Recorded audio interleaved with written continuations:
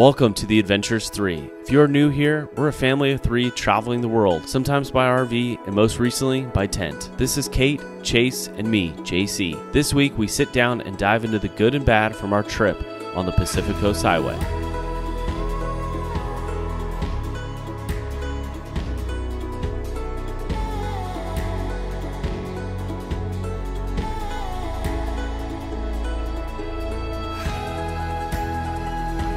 We wanted to go over some of the highlights of our end of season 3. Season 3, we set out to head down the Pacific Coast Highway all the way from Seattle, Washington, all the way down to San Diego, California, and we tried to stick to Highway 1 and Highway 101 the entire journey. Now, we had to kind of make a couple detours due to some RV problems, but it was one of those things that we tried to stick as close as we could, and I think we accomplished that for the most part. Some other detours were due to the weather because we chose to do this trip in the middle of the winter.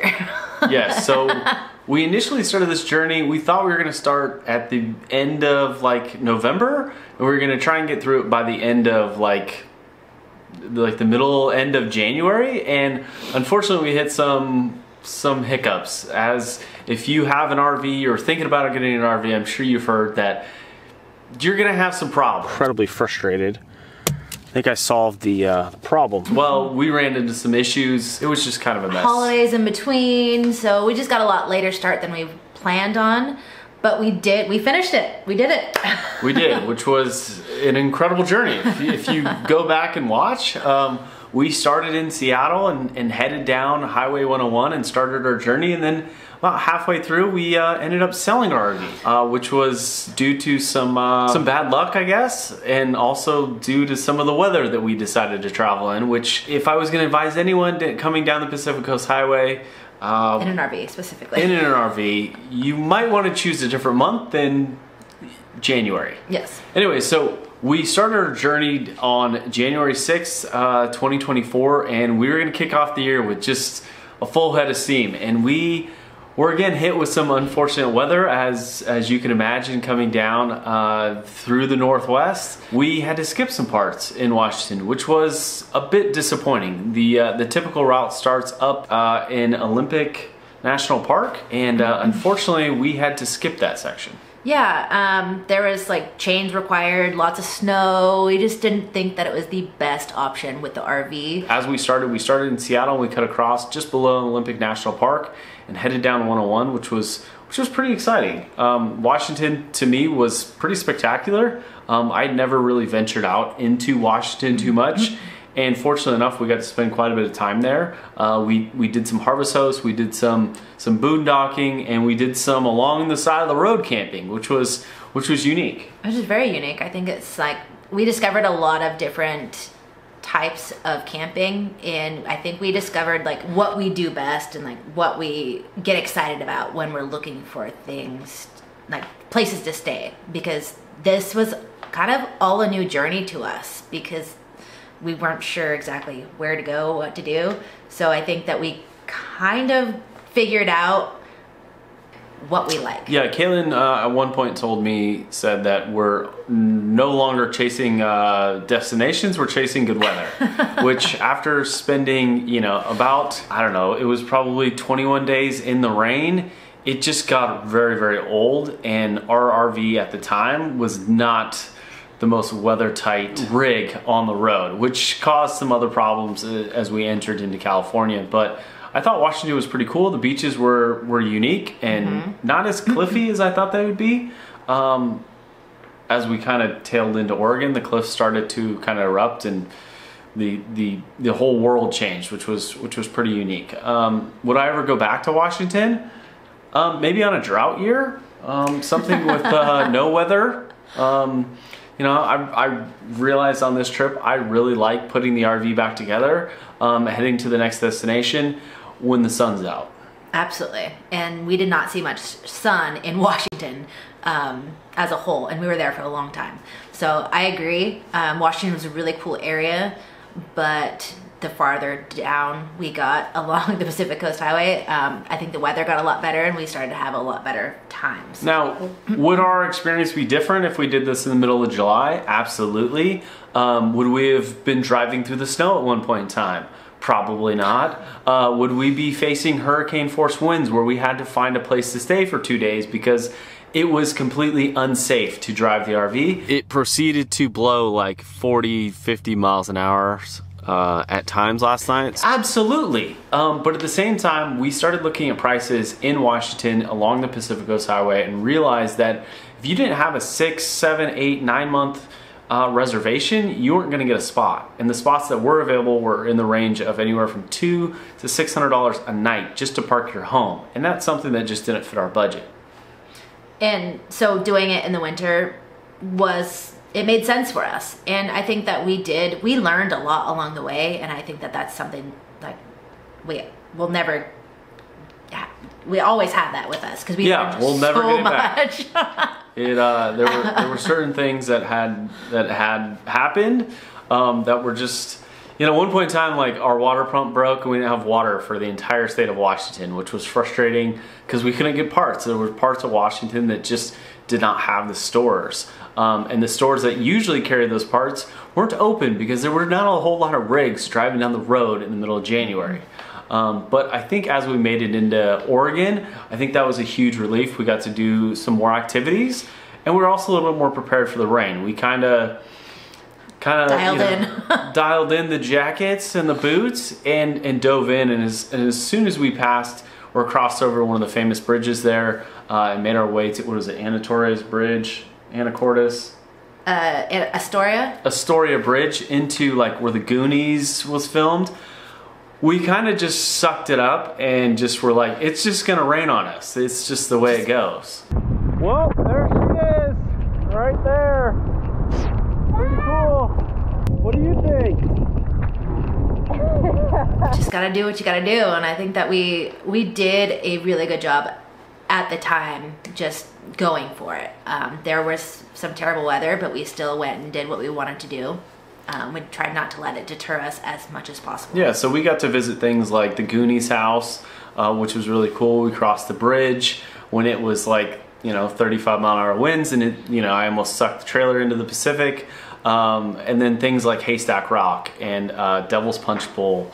And we were able to find some really unique boondocking spots in Oregon, which I thought was going to be a lot more challenging than it really was. Iowa Overlander was definitely a savior a couple nights. But as we made our way into California, that was unique. The whole world changes when you enter California, from fuel prices to immigration stops to agricultural people inspecting your oranges.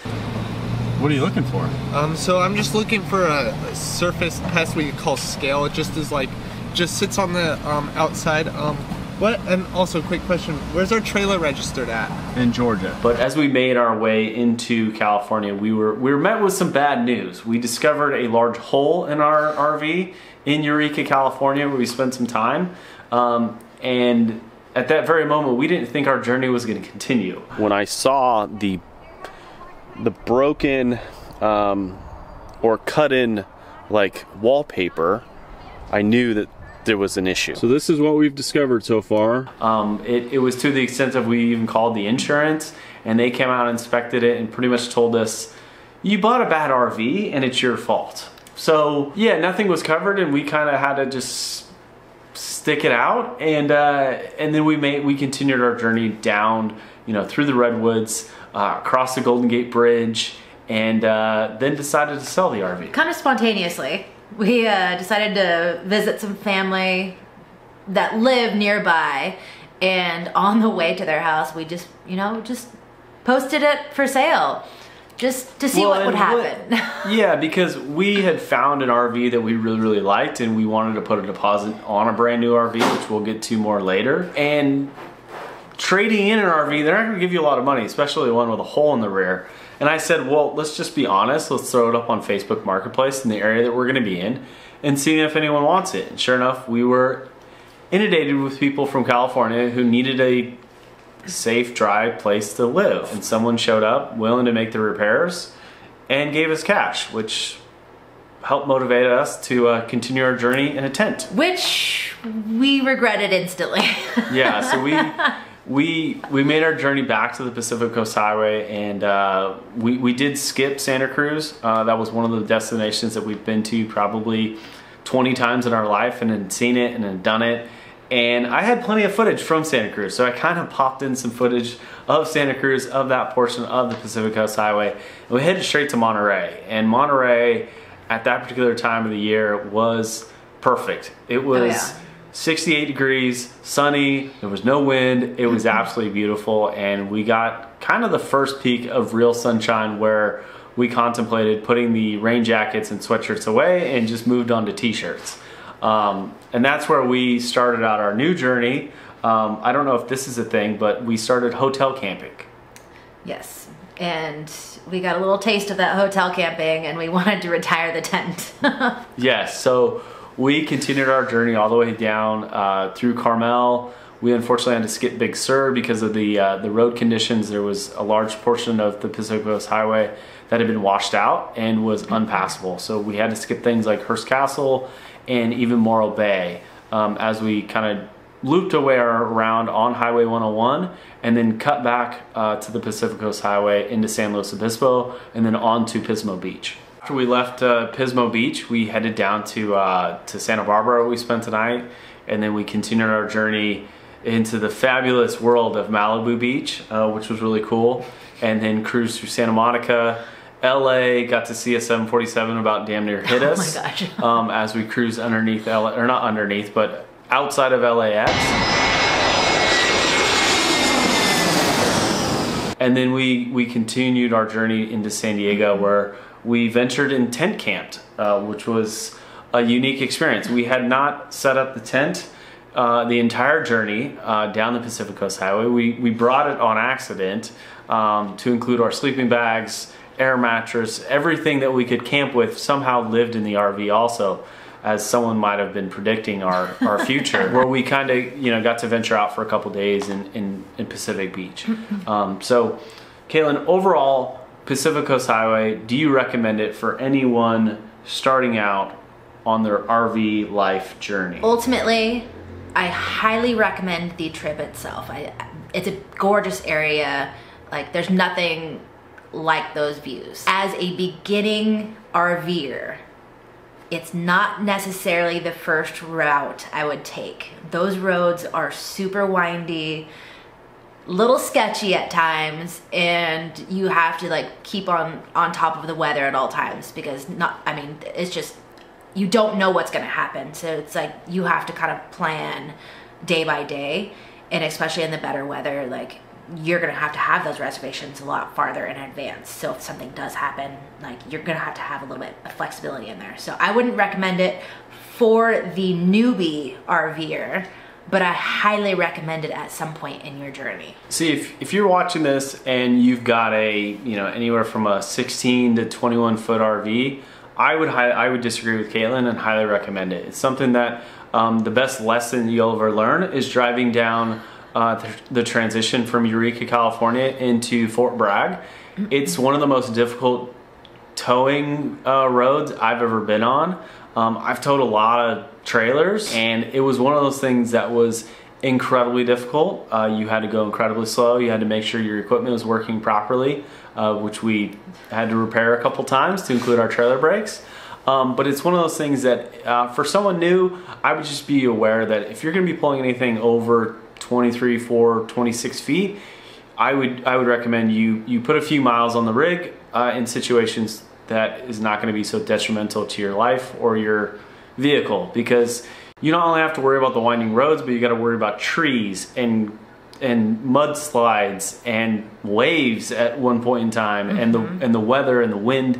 There's a lot of factors that go into it, but it's something that if you wanted to take a chunk out of the Pacific Coast Highway, I think one of my recommendations is just doing this is gonna sound horrible, but doing the Southwest. From San Diego all the way up to the Golden Gate Bridge or Bodega Bay is absolutely magical, and it's a really good chunk of highway that will definitely give you the experience driving along the Pacific Coast Highway? Let's see, favorite boondocking spot. I think, to be honest with you, my favorite boondocking spot was Thor's Well. It was a large pull-off off of 101, and it was remarkable. We pulled in there, and I think it was dark when we pulled in, so it was kind of hard to tell. I got out, make sure there was no signs and stuff, and we woke up the next morning, and it was stunning.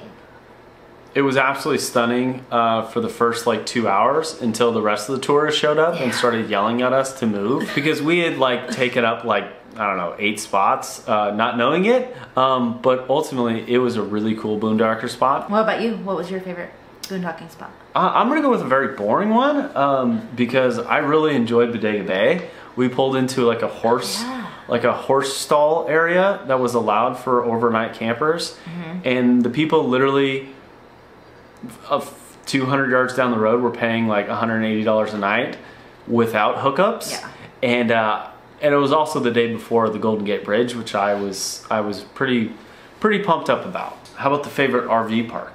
We didn't stay in a lot of these, but again, when we did, we set down some roots for a couple weeks. It was one of those things that, again, our water pump broke. We had a hole in our trailer.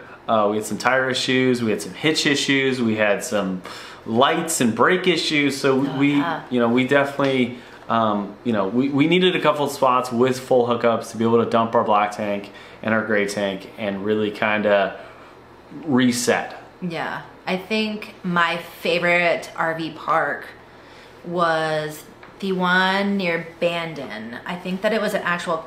it was a state park. State park? County park? State park. It was walking distance to the ocean, but it also had a lake. But yeah, that was a really cool spot. The sand dunes was incredible. The time of year that we went, we had plenty of sites to choose from, but also it was really inexpensive. So we spent a couple weeks there as I did some repairs and edited some videos. But the beach was entirely to ourselves. Now, that probably helped that it got 8 inches of rain and we had to muck through the water to get to the beach. But we had the entire beach to ourselves, which was pretty cool and pretty remarkable. I'm gonna say my favorite RV park was probably our last one, which was in San Diego. As we pulled into this campsite, it kind of overlooked the city, and we pulled out our tent, and it made me realize that as much as I love RV parks, I also love RV parks in an RV and not in a tent, because that was just a mess. If you want to see the mess, watch last week's episode because I captured it really, really well. We had crap everywhere. I guess, I mean, at this point in time of the video, I mean, if you are looking to cruise down the Pacific Coast Highway and have any questions, and you get a chance to watch this video, we've got an entire series on this coast, and it's 18 videos, and we try to document as much as possible. It's not all the highlight reels. It's some of the downs too. But I think we did a good job of documenting our journey and what things cost, especially in the winter months, if you're considering to do that. But we've gotten a lot of questions lately is what's next? Because as I'm looking at the video content we've taken, we're headed back across the United States. But we're also sitting in Mexico right now, not in an RV. We're not in Cabo. We didn't cruise down to Baja. We're actually in Playa del Carmen right now. Trying to get caught up on some of the video editing and some of the work and trying to determine what the next step is. And so Caitlin, what is the next step? I feel like there's a couple different portions to the next step, but... Well, so what I'm trying to get Caitlin to tell us is today we've got confirmation that we do have an RV currently being built. As we made our way back across the United States, we had put a deposit on a particular RV that we thought was going to be the next best thing. The perfect RV. It was gonna check all the boxes, and sure enough, the pictures don't do it justice. The video reviews, it just wasn't what we thought it was going to be. We've made some adjustments to that build, and it's going to be an RV. It's not a boat. Okay, it's not a fancier tent. Even though in the next couple weeks we are going to trickle in some videos of us crossing the United States, because there were some experiences that I think is important to share with anyone thinking about full-time RV travel or full-time travel in general, that you can look out for, and some things that we learned from, which is key. So I guess the next step for us is the next few weeks are probably going to be RV-less content, but it's still going to have some travels, and we will reveal the new RV. It's currently being built. It should be done here in the next couple weeks, and we will do a complete reveal tour. We'll do a walk around. We're going to tell you why we thought this was the right RV for us, and how we outfitted it, and some of the choices that we made. And you guys can tell us how wrong we are again if you think so, but I don't think we are. I think most people are going to think we're idiots, to be honest with you. Yeah, it could be. But I'm excited. Let's I am just so say- excited for the new. Yes, I'm very Adventure. excited about it. But I'll give you a hint. We're going to be the first ones to ever travel full time in this particular brand. That we know of. No, there is no one out there doing it. There is no one doing it. I've searched the internet. Yeah. I've searched Facebook. There's no way. There was no dealership on the West Coast, so you can idea. That's true. It's a much smaller brand, which we're excited about. We're excited to put our name on it. They've been incredibly helpful, and hopefully avoid some of the issues that we had in the Pacific Northwest, and try and avoid some of those issues. Any location-wise that you are hoping to venture to besides good weather? In the new RV. In the new RV, I think there's a lot. Like, I think that we are really excited to hit the East Coast. It's something that we've never done before, even without an RV. So it's going to be all new, all fresh to us. So I'm really excited about that portion. I'm excited about the equipment that we're going to be able to put in the new RV, like electric skateboards. Chase and I got new skateboards, bicycles. The adventures are endless with this new RV, which I'm excited about, and it's going to take us to places like the East Coast, Smoky Mountains. It's going to take us on parts of the Appalachian Trail, all the way down to the Florida Keys, hopefully in the central United States. Yeah. I'd love to see some of those states, just because I've only seen them, in a couple days as we cruise across in a tent. Like rushing through. But yeah, looking forward to the new adventure. So bear with us in the next couple weeks. The next set of videos are going to be more travel, hotel camping, and maybe even a little piece of Playa del Carmen, which we really needed, to say the least. Which I think that everybody kind of needs that. I think that you need to take into consideration, like, full-time RV. Like if you're even in sticks and bricks full-time, you need a little separation every once in a while. I think that it's a really good reminder that just to take that refresher for yourself. Well, we moved into our Airbnb because we're staying down here a bit extended as the RV is getting built. And I walked in and I go, Caitlin, this is pretty small. She goes, you lived in a 200 square foot RV for the last 6 months. I think this is big enough. You'll be fine.